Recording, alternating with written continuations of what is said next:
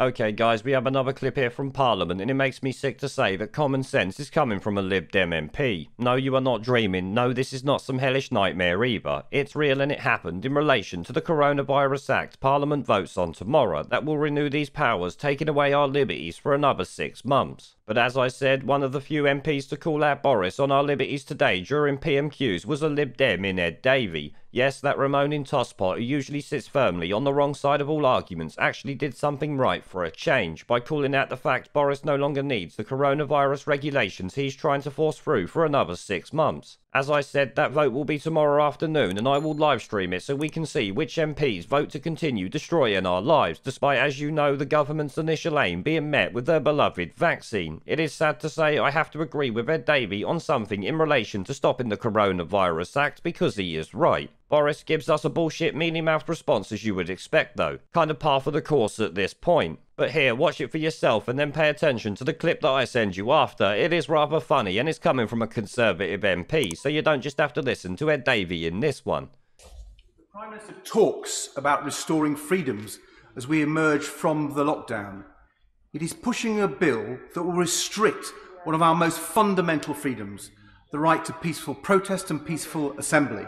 And tomorrow, he is asking for another blank cheque to restrict everyone's freedoms until September, even though we now know the vast bulk of the Coronavirus Act is not needed to tackle the pandemic. So will the Prime Minister, for once, match his actions to his words, drop these draconian laws and instead publish a roadmap to revive civil liberties and freedoms in our country? I sympathise very much with his desire to see freedoms restored. And I want to do that as fast as we possibly can.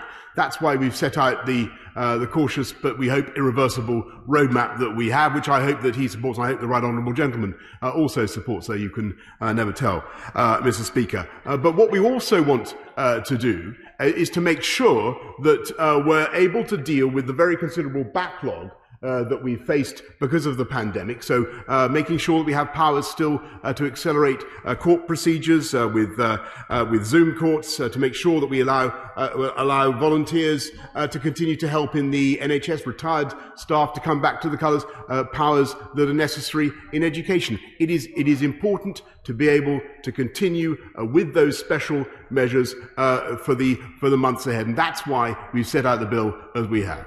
Lucia. Now, obviously, we didn't need all of that at all. Boris Johnson is talking flat out of his arsehole there. The Coronavirus Act is not needed to do any of that, let me tell you. Though, to be honest with you, everyone watching this video likely already knew that anyway. But here, take a look at this clip from a little later on in the PMQs that I thought was kind of funny, and I expect most of you will also. Davis. Philip. Thank you, Mr. Speaker. Thank you, Mr. Speaker. To paraphrase the late, great, much missed Eric Forth, Mr. Speaker, I believe in individual freedoms and individual responsibility. I believe that individuals make better decisions for themselves, their families and their communities than the state makes for them. I loathe the nanny state and I believe in cutting taxes. Prime Minister, am I still a Conservative? Yes, Mr. Speaker.